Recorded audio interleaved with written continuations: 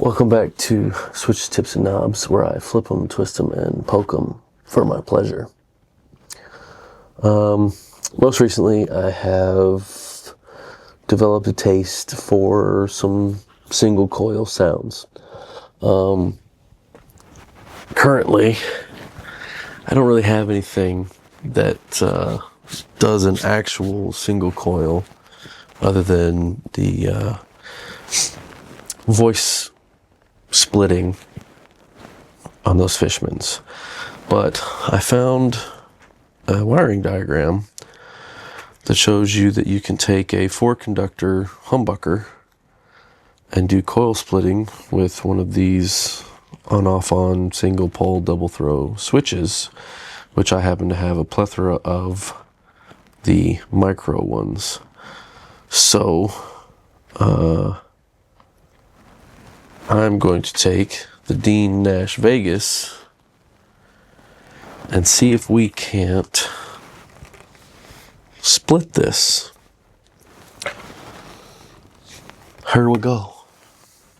I do already have the back plate off, and I was already looking at this. I've already identified which one of these wires that we're going to be messing with. It's going to be this shorter one that goes up into the neck pocket. This is not fully routed underneath the pick guard, so there's nowhere to drill and put this switch that we're going to use anywhere in here. So we're probably going to have either here or in between the knobs where we're going to put our little switch. Judging by the amount of room, it's probably going to look very trashy and be very close to this knob, just because of the way that the cavity is routed. And they left a lot of thickness in the wood, but not right around the knob for some reason. Actually, they probably did that to keep this stable up top, because I've seen a lot of guitars recently where they've been smashed here and the whole cavity is kind of caved in because the impact was on the knob. That's probably why I did that. Anyways, let's see what kind of trouble we can get into. Let's see if I can get you guys close enough to see what we're doing. I don't really know how to do this. I don't really have like a small tripod that I could put you like directly above. But I'm also kind of seeing that the lighting is jacked up right here. Oh no! Apparently I dinged it at some point right there. And the mic magnet just got stuck to the input jack. That's cool, whatever. Alright, so what we need to do is we need to pull off the neck pickup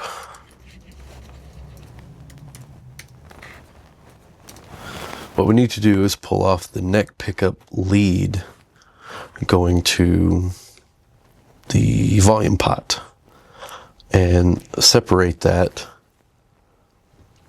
and pull the red and the white leads apart, because apparently those are the ones that you join for Seymour Duncan's.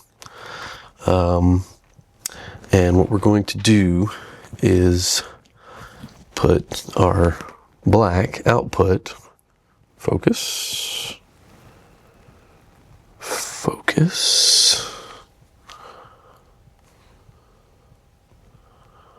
oh, it's on manual.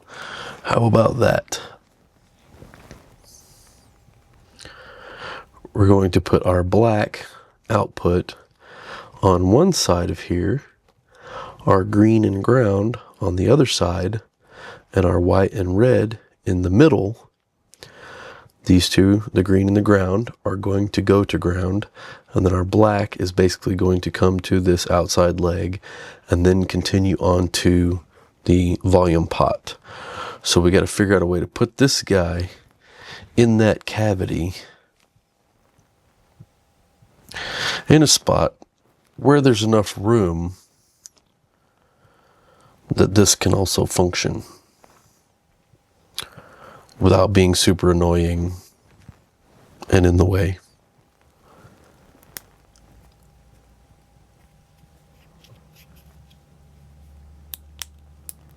I'm not entirely sure I want to go through with this now. Anyways, let's move on.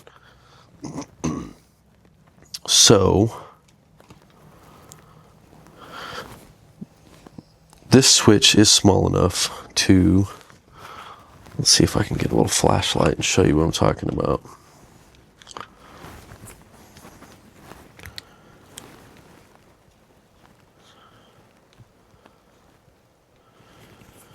See down in there how it's routed deeper right around the knob, or the pot, I guess I should say. And that kind of leaves us with a huge structural piece right in the middle, to where we would have to drill down deeper and then make sure that we don't go deeper than that, and then go back over it with the conductive paint or the copper conductive coating tape, which is still an option, but could possibly lead us to drilling a hole all the way through. That would be damaging, to say the least. So we may just end up putting it right here next to this knob, which is going to be super close to the knob, and like I said, maybe annoying. Just because there's not really, I mean, actually that's a lie. That's it right here in this little spot would be perfect. But I don't know if I can reliably drill down. I don't know if I can trust myself to drill down to that depth to where this thing will sit there correctly. Just because the shank on it is kind of short. Actually, that's got plenty on it. We might just do that. I'm going to turn this autofocus back on.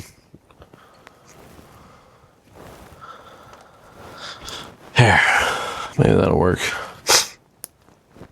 I do believe this is a 6mm drill bit.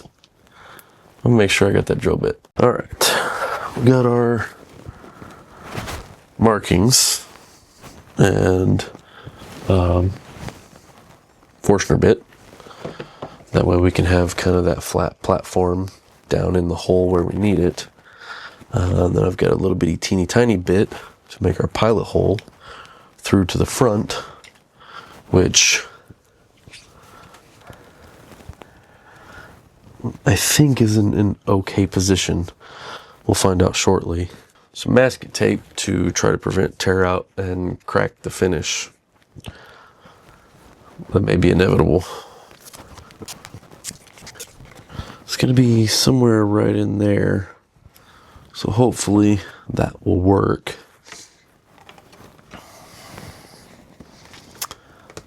Hopefully.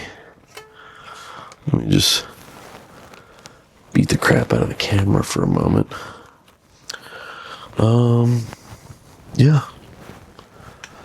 Here we go. Made it through. I do think I feel some tear out. I think that's kind of unavoidable when you drill things with this kind of a finish on it.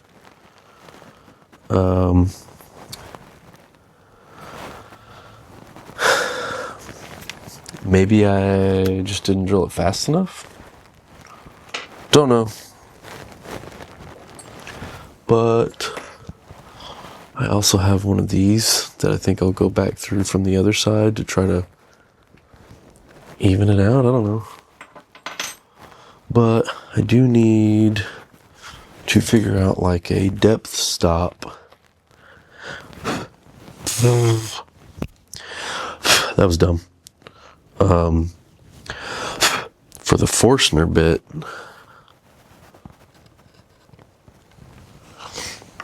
I need a solid spot here. That way we're not fighting against ourselves. But that is okay. I know you can't see that, but I will give you like a preview, I guess. Not a preview. Spotlight? I don't know what the hell they call it. See, we're trying to create a hole that goes as deep as this hole, so that way we can put our switch in there. I am going to have to get a vacuum cleaner, but for now, we're just going to dump that on the floor, because I don't like that.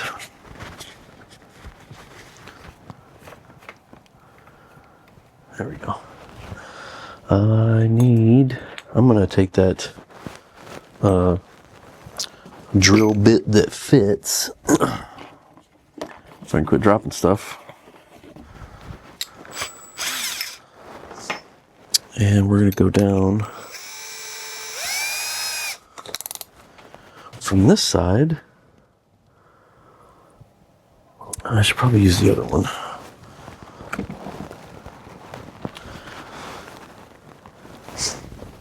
We're going to use the Christmas tree bit because it's smaller at the tip, and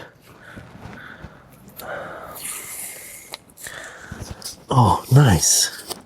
We actually did not create a bunch of tear out, but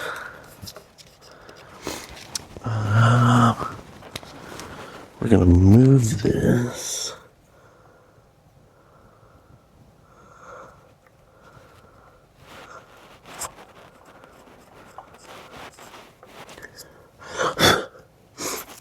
Put that through there backwards. Should probably only use the one piece. Maybe. I don't know. I'm guessing.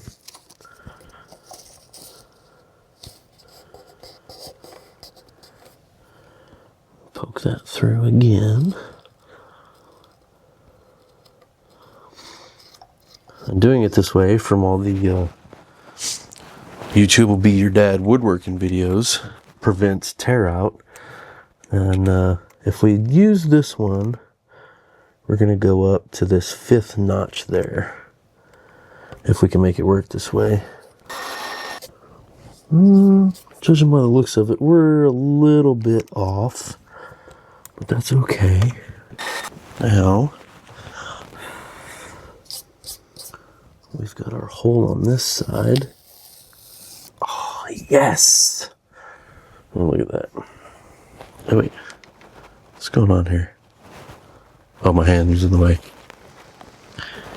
Look at that. Very, like no tear out at all. Like, it's pretty epic if you ask me. I'm not usually the guy that does these kind of things without making mistakes of some sort. So that, I'm going to call that a win. And we need to move back to this other side to continue hogging out material until we're close enough to make the switch fit. Right now I'm removing the hardware from the switch to see if it's going to fit the hole. It almost fits. We need to take our other bit. This is actually the size of our switch, so we need to make sure that fits in there. Excellent. I still think we're a little too thick. That was nothing. That's fine. We're almost there. We need like another millimeter, half a millimeter. So all we're gonna need on the inside of this is our little lock washer. So if we can get this in there with enough room on the other side to put the nut on, we're almost there. All right, it looks like we're deep enough. I think that did it. All right, I'm gonna run and grab a vacuum. I'll be right back. Let's get that cleaned up. I'm gonna go ahead and get our hardware ready here. I'm gonna use the little rubber nipple twist-on nut, just because I like the look of that better.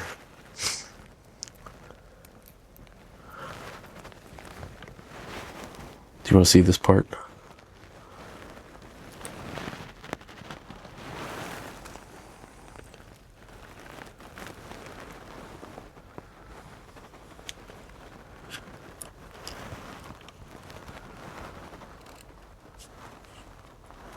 And there it is. All right, we need some of the shielding tape so that it's shielded properly. Here I go again, skipping steps. It's kind of normal. Since this cavity already has shielding paint in it, it should be sufficient to just make sure that this is touching all of the surfaces, and we would be good to go.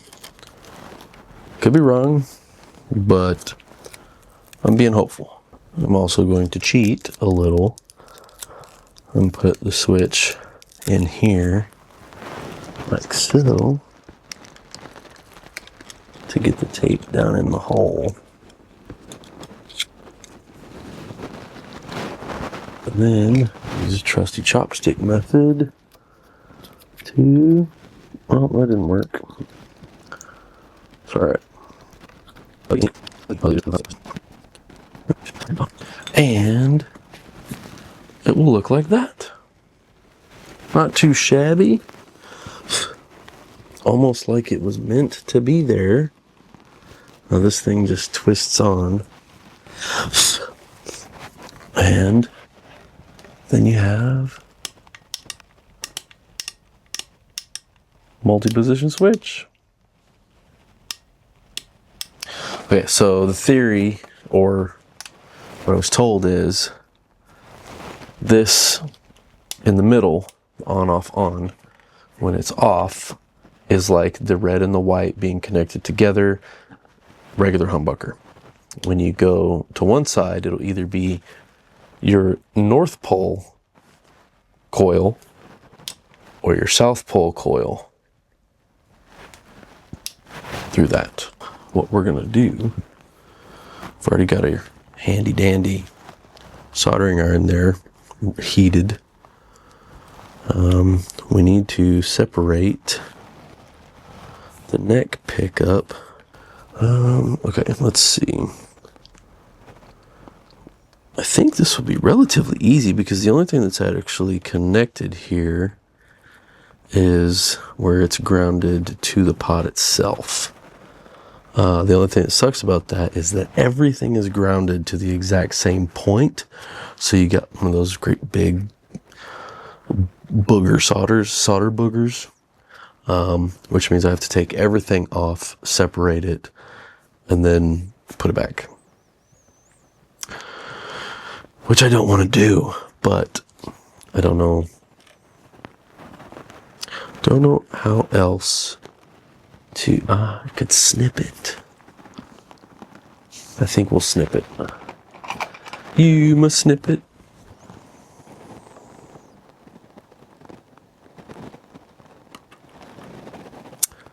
And that works. And then here is where our neck pickup connects to the wire that runs up to the switch and then back to the volume. So we need to... Pretty sure that's not the way you're supposed to do that, but it's fine. And we have our black, our red, and our white, and our green and ground are down here. And they're going to go to a separate spot. Actually, we didn't need to separate the red and the white. How dumb of me. That's okay. We'll just put those back together. We need to expose more of our green and our ground. Ah! That just ripped that. That's fine. That's fine. What I'm doing now is preparing the new ground that will be connected to our green and ground here. Our red and white are back together. Need some wire glue on the other end. And we'll just do that one first, if I can, without burning anything else.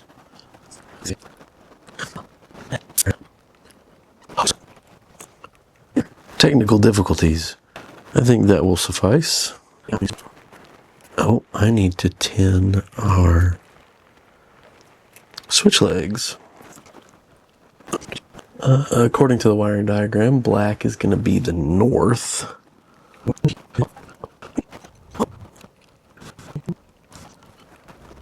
All right. That should be that. Now, you better not say nothing about my atrocious wire welding. But as you can see there, okay, green and ground on the one side, our red and white in the middle, and our output signal on the other side there. According to the wiring diagram that I found, that will, when it's in the middle position, it's its off position, so it'll be going outside to outside, which will be full humbucker. And when you switch it to one side or the other, which would be one of the two on positions, it basically runs, if it's on that side, it'd be connecting those two and not that one. I don't know if this is going to work or not. Okay. I've got this plugged in, and we're running into the Mark V over here. And I've got it set to neck position and humbucker, which means that both coils should be working, which is true. Let's turn that delay off. Now, if we go north, that should be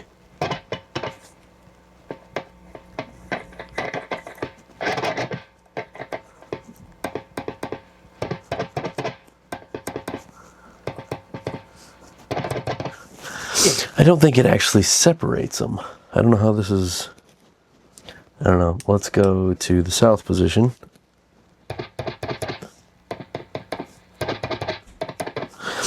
It has definitely reduced the output of one side.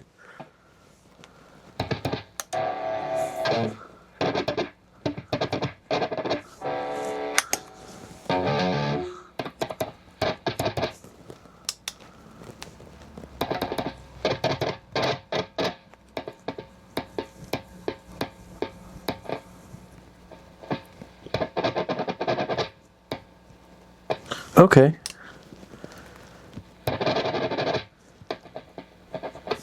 So it does work. And I don't know how.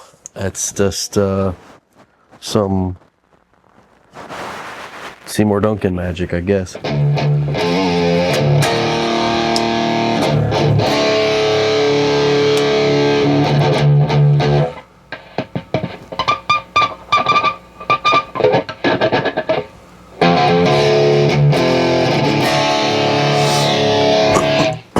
let's go.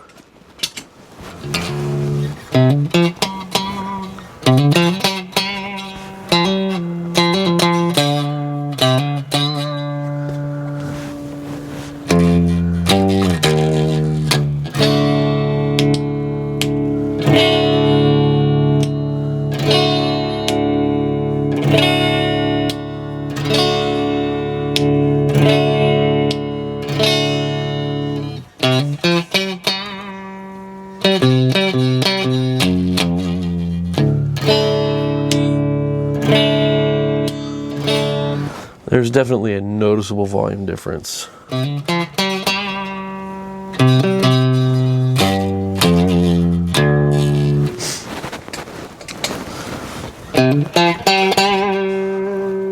Tube screamer helps.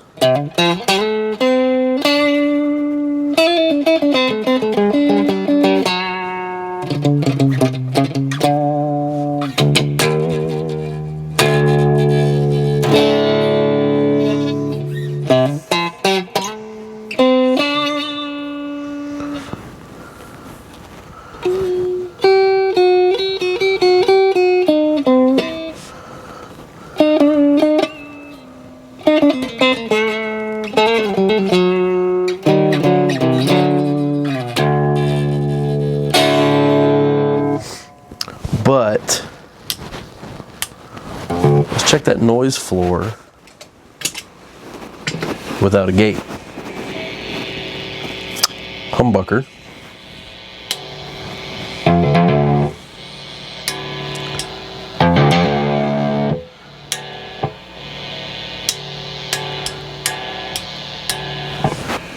With tube screamer on.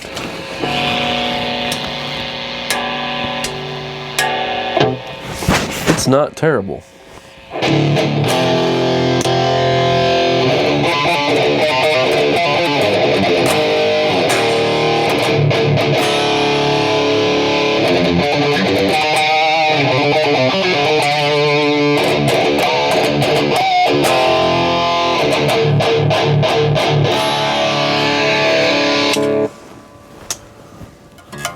Oop. Bumped the tuner.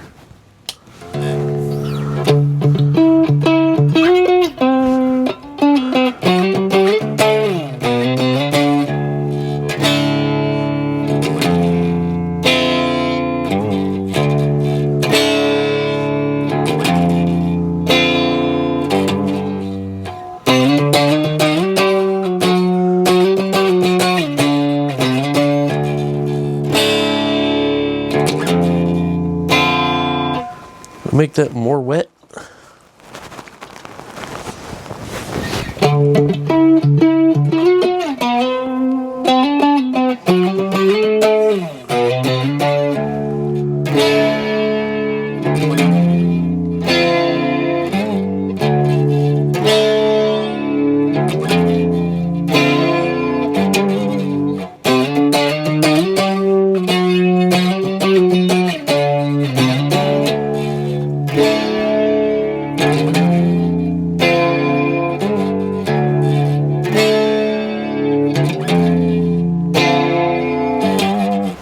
And I guess the before sound would just be this.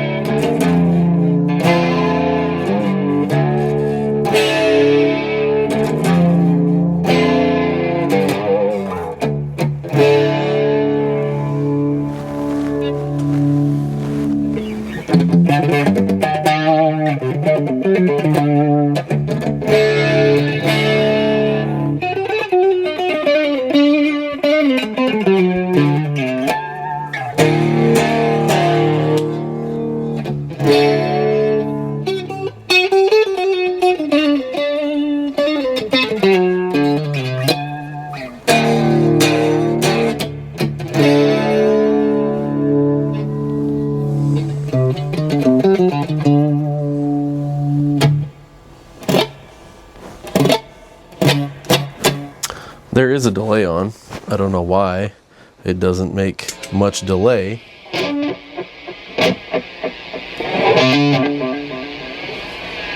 unless you have it on a high gain channel.